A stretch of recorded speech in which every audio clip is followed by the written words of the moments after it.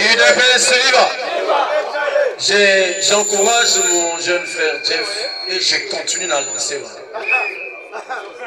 Si l'Éternel Dieu a changé l'alliance, à plus forte raison la RDC. Il y a l'Ancien et le Nouveau Testament. Nous avons dit que l'Ancien Testament c'était fini. Il a fait ce qu'on appelle le Nouveau Testament. Donc la Nouvelle Alliance. Au moment où Congo, pour changer, on a un coup. Excusez, je dis à tous ceux-là qui nous appellent des injuriés, vous êtes des fous.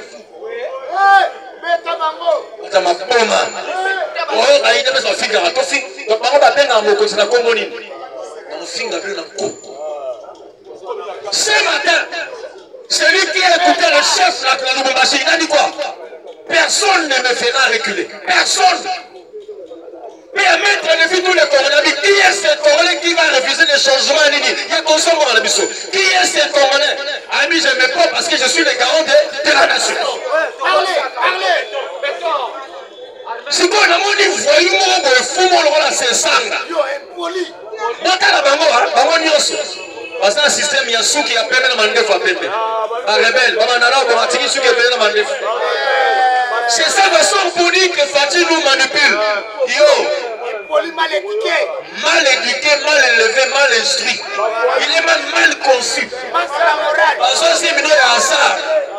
On vit même un hasard. Parce que il y a pongi na kwiti. Il y a au moins là-bas il y a chindingi, il y a soula. Il y a des naissances désirables et des naissances non désirables. Je vous dis la vérité. Parce que monsieur dans la école, il y a hors mais dans les jeux. Il devait se vivre. Et tous ces voyous sont pour entendre le président Félix. Mais vous parlez aussi de Tarzan. Moi, je ne peux pas m'occuper de Tarzan. Mais c'est fait où le c'est Tarzan au Congo. Abondamment dans Zamba, place moi, elle a dit abondamment dans Zamba. Idiot. Culte de Jacques. Sapristi charognard. Congolais, aujourd'hui, moi je suis venu aujourd'hui pour la âme. C'est ici qu'on a commencé à côté le Milaokissé Kabouya, c'est ici. J'ai écouté ce jour-là, Dieu parlait que oui. Combattant, sans penser à la mémoire. Lorsque l'on dit le Milaokissé Kabouya ici dans Sandou, tout le monde était pour Zamba Kabouya. Je disais, Baboni va se la Zamba Kabouya, à cause de mon identité, Kabouya c'est l'équipe. Même l'équipe, on a dit, celui qui a mangé mangera toujours. Parlez. C'est Kabouya comme ça va combattre.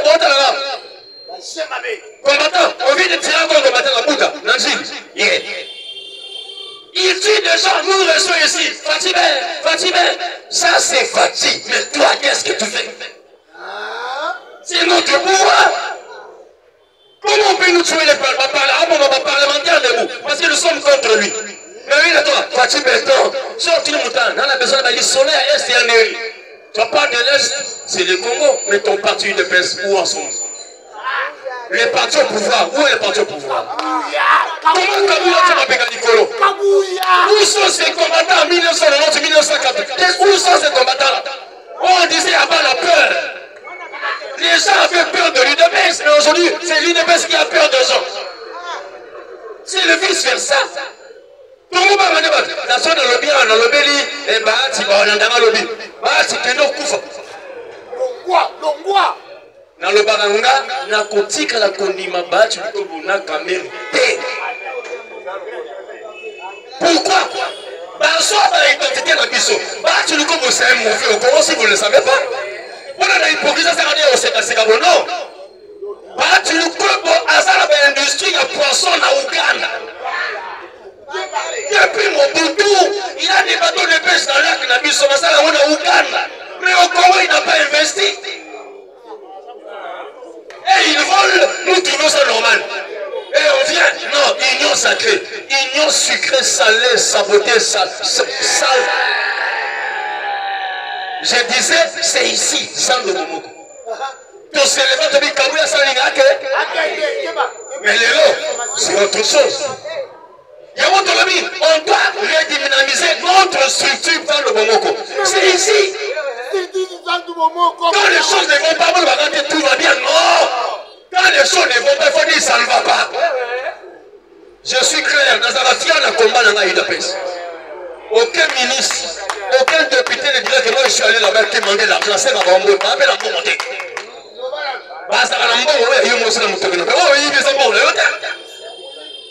Des bêtises, des voleurs qui ont volé la caisse à l'État. On vous appelle, on vous donne le sang de l'enseignement de la vie, on somme la lobby. Il n'y a pas de Mopao au Congo, tous sont des voleurs. Députés, ministres, voleurs. Vous avez vu comment a commencé Samuel Konde? Samuel Konde a commencé comme warrior pour en finir comme warrior. Warrior. Yobunda. Le mec est warrior. Les warriors sont ceux-là qui sont ici. Il est sorti warrior avec Mika Madoumulani. Et venir applaudir Samuel Konde. Si vous jouez avec les gens ici. Il n'a rien foutu dans le gouvernement, dans le Sénat. Même si vous dites qu'on l'a appuyé, il n'a rien foutu dans le gouvernement, dans le Sénat. Et vous savez quel est le rôle du Sénat? C'est la deuxième chambre du Parlement. Parce que notre Parlement est bicaméral. Il y a l'Assemblée nationale et le Sénat. L'Assemblée, un Rwandais comme président de l'Assemblée. Monsieur Damien, le voleur, il est expert en détournement. Profession détournement, donc nyonso. Vol intelligent, impudique, manipulateur, menteur, escroc. Nyonso, alata, et dit professeur. Tu donnes le cours de quoi? Cours d'impudicité? Cours d'engrosser les filles d'autrui? Il y a un cours après ça. Il est professeur en quoi?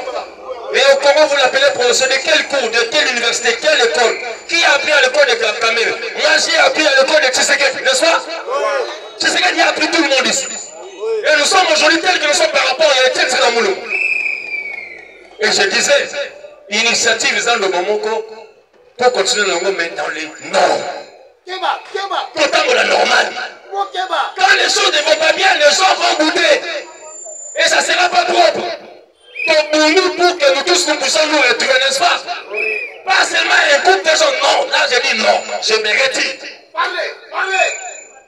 Je dois mettre la pression. Pourquoi? Aujourd'hui, ce qui va trouver là-bas, parce qu'on a trouvé à l'UDPS, il y avait une faiblesse. Caméra a remis dans le Parlement, pourquoi? À côté du Parlement, il n'y a pas de gens l'UDPS qui s'élèvent.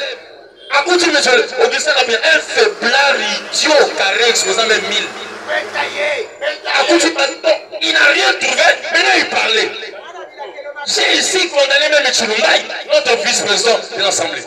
Parce que tout ce que fait Kamel, ce n'est pas le rôle de Kamel, c'est le rôle du premier vice-président de l'Assemblée. Parce qu'il est en charge de juridique, administratif et politique. Mais Kamel s'en orgueillit. Pourquoi? Vous voyez bien à l'époque, lorsqu'on disait Toyedika Ndaku, les gens ne jouaient pas. Là, c'est pas papa la même chose.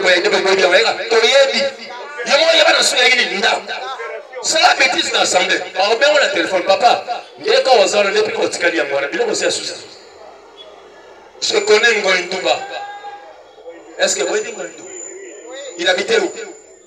Limité. 10e rue. Ngoïndouba était en face de nous. Si vous quittez Pétinias, parce que le vieux était là-bas en haut, nous étions au coin. On n'a pas un peu ça. À ça, la bêtise, la conférence. Moi, si je n'avais papa, il aurait assusté. Les Congolais sont venus, ils ont récupéré même les briques. Ils n'ont pas cassé, mais ils ont récupéré les briques. On a taillé.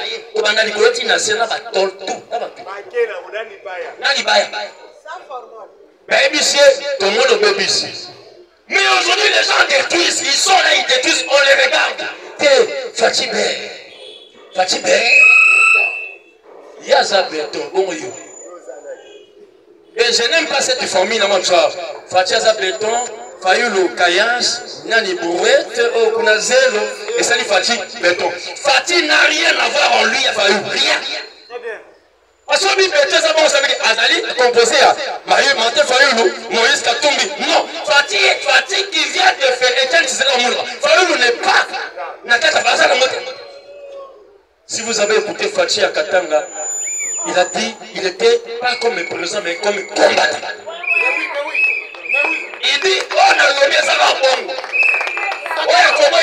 Moussapi. Nalobi na Osonga Simate Moutotel Belanga Pe Azape. Je l'ai dit ici comme garant de la nation. Il a mis à défi tout le monde. On est à Koboya. Il a dit, voilà la fatigue dans le langage. Fatigue à la base. Alors bien, nous avons la commission qui ira pour la révision, modification, mais le changement de la Constitution. Nous sommes une personne, on n'a pas besoin de modification, ni besoin de révision. Nous avons besoin d'un changement de la Constitution. Fatih a parlé même de l'article 217.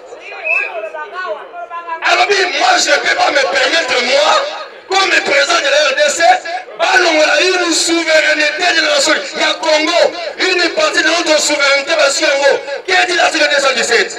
Le Congo, par rapport au traité international, perd une partie de sa souveraineté. Vos amis sont en Tony. Et ils vont encore loin. Les traités et accords internationaux ont une supériorité, un pouvoir supérieur aux lois du Congo. Vous parlez souvent de l'accord de l'Émirat. Ça, c'est encore une utopie. Parce que l'accord de l'Émirat donne 300 km au Rwandais. Là, c'est l'accord de l'Émirat. Il y a maintenant l'accord de Kikali. Où les Kabila Moutoumouké, il y a signé Kabila Moutoumouké. Il y a un lobby Bino, François Mambaye consort. Au Congo, on doit vous arrêter. Votre sanction, c'est la pendaison. Ils ont donné au Rwanda 500 km². Donc de l'Est jusqu'à Sankourou, le village de Bamende.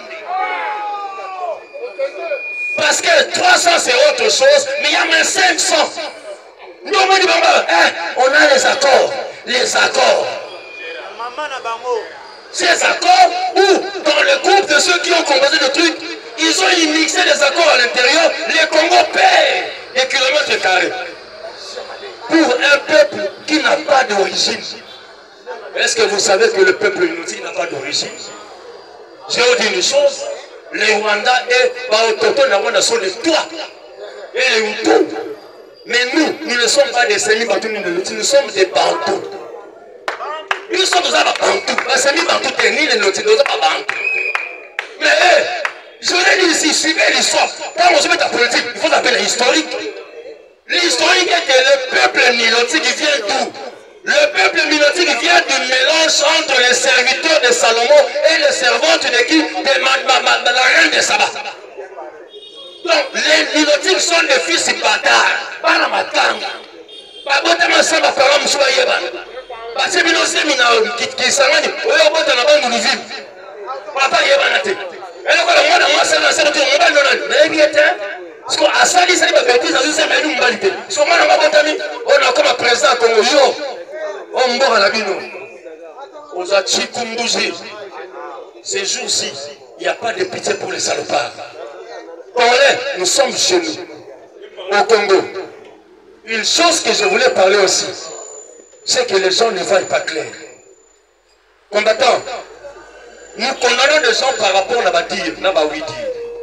J'aimerais corriger une chose qui s'est passée ici ce matin. Soyebi Moutouté, tout n'a pas besoin de ça. Okobomali solo, Naroko s'appelle solo. Et je maudis celui qui a donné cette information à Dieu merci. Je le maudis. Pourquoi je le dis? Papa, qui ne connaît pas Jacques Sabali? Quand vous parlez de Jacques Samani, il y a toute une série des étudiants à Unikin. Serge Mayamba, Unikin. C'était des étudiants de l'UTPS à l'Unikin. Que le vieux était là utilisé. N'est-ce pas, si vous connaissez l'histoire? Serge Mayamba, Serge Mayamba. Ils ont fait des pagailles de choses à Unikin. Oh, papa, excusez, quand on ne connaît pas quelqu'un, il faut poser la question. Pourquoi je l'ai dit? C'est lui qui est mon directeur de thèse. Moi, je fais le droit et la criminologie. C'est lui qui m'a aidé par cette Jackman. Quand Azui a gagné un procès à Inca, c'est les choses des Américains. A gagné un procès, c'est pour ça qu'on a donné un bureau. Il a gagné un procès international, seul. Et il est le seul secrétaire général où le vieux était l'avait exposé à la justice. Alors, Jacqueline, quelle est la justice? C'est défendre là-bas. On a honte à la dossier. Le vieux savait que Jacqueline a embêté là-bas. Et puis, tu gagnes deux procès. Sans vous rater. Il devait ça gagner un procès devant la police congolaise. Ah, on a Sima Parquet. Un deuxième procès, Nanchid. Tu mets au chaos debout. Il te pèse comme parti politique. Tu mets au chaos debout. Et Dédé, je défends la cause de tous ceux qui sont ici. Celui-ci, on se connaît bien. On s'appelle quand de l'air à tout ça, bien. Nous connaissons la source de là où nous venons. Et tout le monde, pour que ce soit source. Parce que nous sommes dans Zandou. Origine.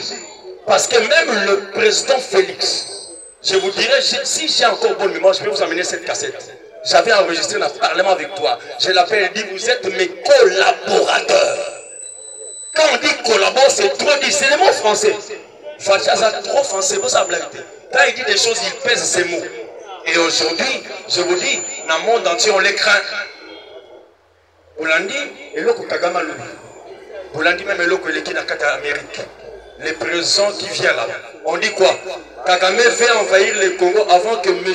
Trump entre au pouvoir. Pourquoi? Parce que quand Trump entrera au pouvoir, 24 heures, finit la guerre. Il est passé libre. Mais la guerre finira d'abord par nous-mêmes. Je dis, je vous remercie. Professeur, pour la professeur, Internet, ça se compte à l'IDPS. Moi, ministre, Internet, ça se compte à l'IDPS. IDPS viva. Compatriotes, IDPS viva. Ouais, les Karanaïs Sarabino, tout comme le soleil se lève avec les cloches chaque matin, tango. Pour changer la constitution, dans le bar toujours, il y aura un matin, il y aura un soir. Et là, au moment où il va changer, au bar va changer à Sika et Zati. Donc déjà, il change jamais déjà. Il dépasse viva. Parti au pouvoir viva.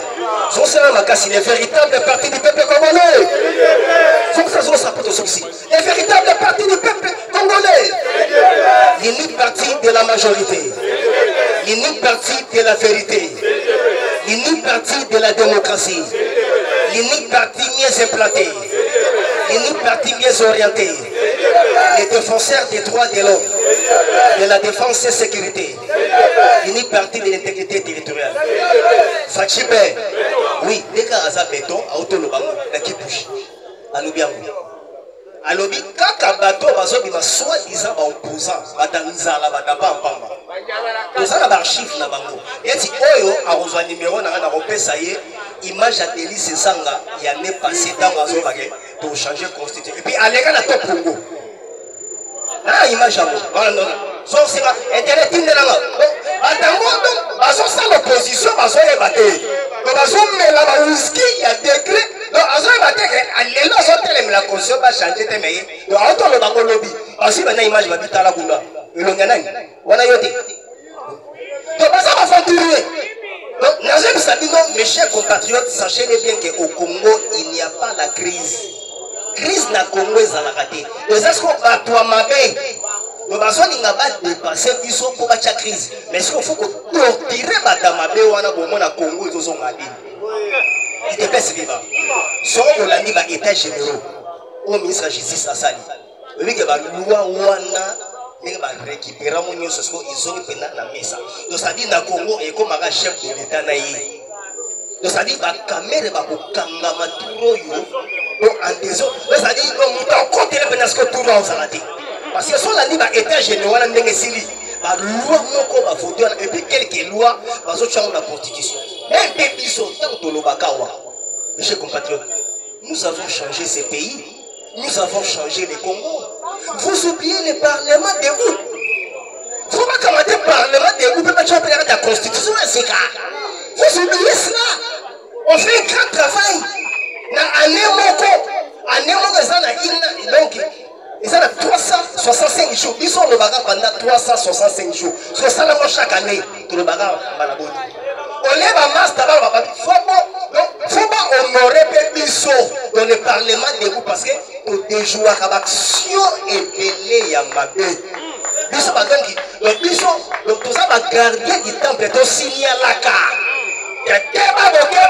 Vous conditions ils biso tout ça un grand travail il dépêche vivant là on a Poutine Poutine a lobby Poutine a lobby Tobomi ba président africain trop cette fois-ci Toboma sous-souté Poutine a dit d'ailleurs Bochakanga na Buzoba na bino pour na éliminer Mohamed Kadhafi Poutine a dit tellement soit bani va éliminer le chef de l'État en Afrique. Quand ça a 5 pays, donc 5 puissances. Poutine a dit dans la réunion, na bino wana bouson bana rosa la lisouté ou abandoki. A dit aussi ici l'Africain trop na roboma. A dit cette fois-ci de côté les là, moto olinga boma président africain. Bien voilà. Mes chers compatriotes, tant besoin que toujours changer constitution. Quand biso continuer moto, to changeons na moi regarde. Sénégal ici va changer Kala, Mali Kala, Burkina Faso Kala. C'est-à-dire, on a changé, on a pété. Mais on a comme une mission. Tu recoutes à Naba, on a un zéla, tu recoyambana. C'est-à-dire, les abos, tu la marche, il y a Kafou. Il peut pas se vivre. Où Kanisolo? Dernièrement, ministre de la mission intérieure, Jacqueline Chabani. Azaki n'a pas ministre intérieur au Congo Brazzaville, ils ont parlé sur la sécurité. Sécurité. Pourquoi il faut changer la constitution? Tout ça, il papa. Sassou Azotin dans Batounaï, à l'Obageno, bon, le Congo Kinshasa va sécuriser. Il y a un soki, et comme il m'a dit, il faut pas sécuriser. Mais ceux qui battent d'ailleurs, Moutuna Congo, Kinshasa, il y a un caliboso au fond de la frontière pour Aboma Biso. On dit qu'il y a un CP dans Jacqueline Chabani. Il y a quel rôle? Il y a soulevé. Il faut changer la constitution. Jamais Chabani a dit bon, Bino Bolobi Biso to sécuriser Bino, Bino peut sécuriser Biso. Jacqueline Chabani a dit bon, tant qu'il y a un Mayombe, la Mayombe. Parce que dans Mayombe, ils ont la limite, il y a RDC dans Congo Brazzaville. Congo Brazzaville, à ça, l'ongola, la limite, n'a pas bord. À ça, il y a espace. Il dit qu'un choix. Donc, ça dit attention, donc, un pays frontalier, il y a Congo dans ma mêlée. Parce que ce qu'on aussi constitution, il y a biso, au Fungoliango. Place, il va faire superficiel Congo dans la constitution, ils ont la gâté. Attends, tu m'as toqué au sommet de Pango. On peut que l'on va mettre, donc, on va géomètre, boya, tous on va mesurer, biso Congo bacha superficie na biso te parce que biso ezalaka 1,345 km². Ezalaka te. On sait que déjà Congo eza donc ya kokata. Ya kokata. On dit que jamais Chabalita va péter le wana ba Brazzaville. Afanye abibo longola ba bordure na bino na kota Mayombe abibo yiba biso déjà espace. Donc ça dit ba bordure on va stanley batika. Donc ça dit son aucun donc voir il a si ba longola ba piquer va pousser. Donc et ça va même article où doit changer constitution et ça va biloko Roubero a évoqué Roubero a une minorité. Chaque province est autonome. Donc ça dit chaque province soit pour dépendre du gouvernement central. Donc on est indépendant et ça va biloko Roubero a pousser la question. Donc ça dit elle venait non le rôle peuple congolais attend la gâter. Donc ça dit Congo tokata ngata na 70 morceaux. Comme ça peuple en zasco messi ya oyebate. Ni non basa la constitution oyo. Le peuple congolais soit maintenant aussi autant attend 10 articles par jour. Vous comprenez que non basa la biloko baba ndoki. Yango donc to changer. Et puis oyo wana nyonso ba otele mela biso. Ba binemi ya Congo. Ce sont des ennemis ya Congo. Yango. Oyo kasi ko président Sobolandi be azobima susute tobaki nzambe abatelo zaka na Congo me robima libanda te dernièrement atindaki mama premier ministre Judith Suminwa ali na Londres pour la COP 29 nasi to bénéficier mo mbongo ebele et puis to suna mbongo ya carbone ya ba makala au Brazzaville yaka ça soit lia mbongo na plus de 10 ans ça soit les biso ba mbongo wana soko ça soit so tobandi ko récupérer ba biloko ya lia tobandi ya biso Congo Brazzaville Gabon Angola tout ba pays wana tout bali ya bala wana parce que biso moko sur 100% toi 60% au biso to zo banko ba zo araba 20 so ça so amibimisa rien ko lozamba bon on a déjà 2 milliards et quelques dossiers a aussi sous routine la premier ministre ça 4 jours. Et ça Canada, Afrique. Il est bien vivant. Mon continent a une instruction ezali. Parce que le quoi Donald Trump a vendu la Maison Blanche. Parce que Donald Trump si va coûter une femme à féliciter. Mais là, on a côté Maison Blanche. Pendant tout ce temps, les démocrates vont nous faire un avant Trump banda musala la Maison Blanche bani ya biso sikoyo chef d'État mais la combat nzambe possible parce que biso toza ba gardien du temple toza lisu pe luto ya mokonza mboka alors to senga la chef d'État a renforcer sous sécurité parce que déjà dernièrement ba na Kenya ba megocha bato yo balingi ba luka ba kotsa coup d'État à partir de Kenya on a une camp ya 14 généraux. Il y a bateau Missa Tufakangi, la Katanga, parmi bateau là, Rwanda peut na kati, naga 3. Bon, à confier à Corné na mena. C'est-à-dire, bazo meka. C'est-à-dire, les démocrates vont sentir que leur échec, surtout Bill Clinton. On va dire que tu perds des secours. Il y a un moment où on a tant de Donald Trump à l'écart. Président Liboso a fait ça qui félicitations. C'était au bateau Molo, Fachi Beto, Souba Bilumbu. Et puis, si on Kagame a fait ça. Kagame a dit qu'il a faire la chute. Alors, le peuple congolais, tout ça. Il y a des gens qui pendant que tous les sénateurs inaugurés, le peuple congolais, et l'autre tous les boya, il y a un changer la constitution, mais ils ont un kaka. Non, je dis ah, et l'autre Zokande, tous les sénateurs inaugurés, Zokande va pavillon wana. Batekeli ba malien ba libanais si ba sombi déjà le jour que ne total la nègre inauguré ça donc quand t'as déjà ba étranger ba joue déjà ba et bonga alors pas na Congo ba c'est kaka c'est quoi ça ceux qui congolais aux ala mbongo aux autres la place ba oteka pavillon au monde en côté donc ceux qui on na mbongo non tout mais la libanais si ba joue déjà c'est fou bizarre et puis la camarade administrateur ya ça ba cheni grand frère, il y a Eddie Ilié. Ok. Nous changer la constitution pour la tous les étrangers. Donc déjà, il commence à déjà la forme peuple congolais. Pourquoi plus 243, 97, 20, 44, 237, plus 243, 97, 20, 44, 237, merci. Président Messi, président Chol, 5 minutes à Pamba. Président Messi, ça va. Le président Chol, 5 minutes à Pamba. Le président Chol,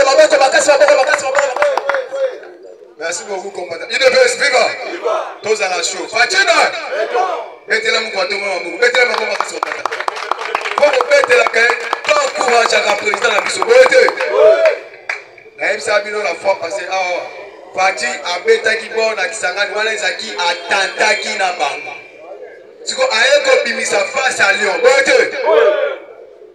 a bimisi face à Lyon, à l'axi Bango Lukov, on pousse à Azu Tchikumbuji à Kouekuna,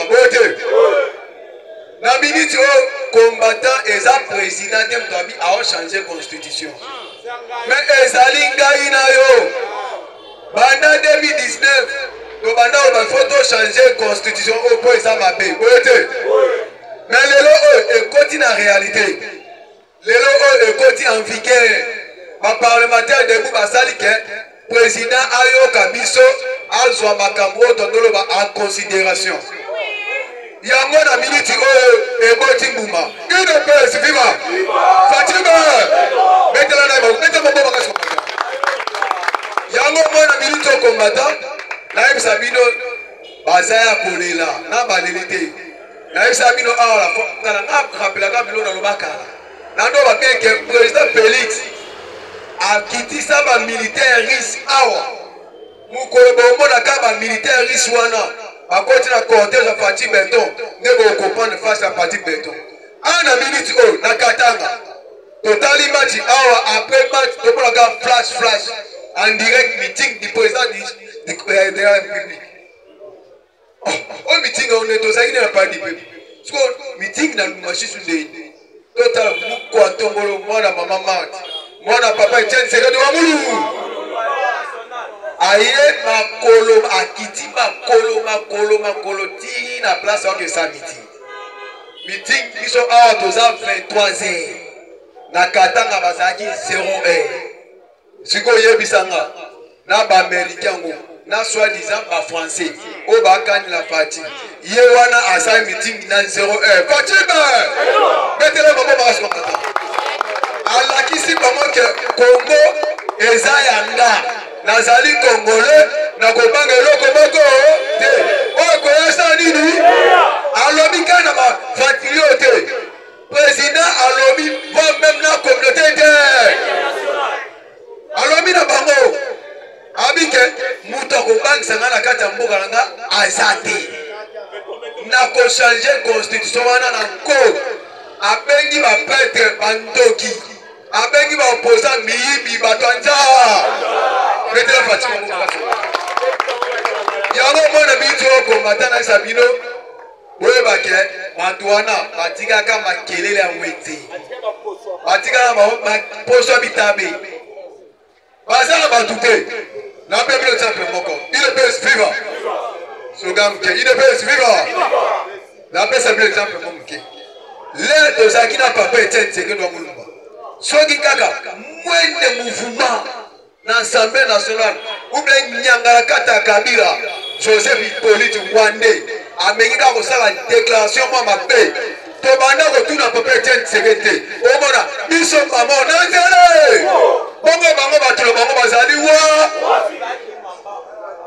président Robert depuis dimanche tala vie tala bato baotambo wana bango baate faulu mapapa basangana bato batemela so tala bilongo bango bamatata poni aza ba Rwandais ote tala kiri na bango tala kiri lokola constitution ba changer yango na FCB no boyebake po tala pelo musito lobi ke na sepeli sikoyo na président Félix ablati siko face au monde ke il faut changer constitution oyo totia constitution ya mboka na biso mo yango moni abina kopuye nazozela ye na bandundu nakotamwana partout na bandundu mpona koresanse edae esi natindaki bato nanga mpo babanda koresanse kuna Fatima eza sole bete koza sole baboka makasi merci